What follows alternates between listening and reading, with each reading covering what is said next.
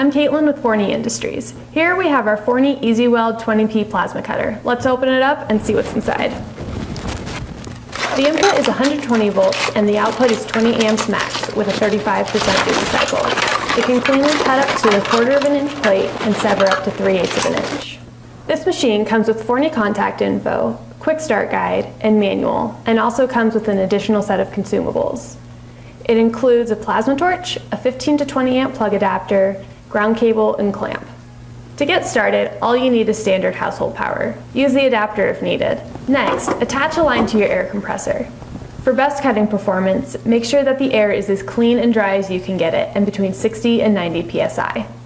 Make sure you have a good ground too, otherwise your cutting performance will suffer.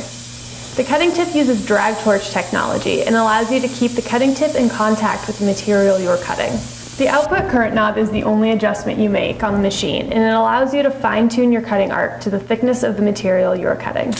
As you pull the trigger to start your cut, the air will flow for a few seconds to purge the airline, and then the arc will fire up.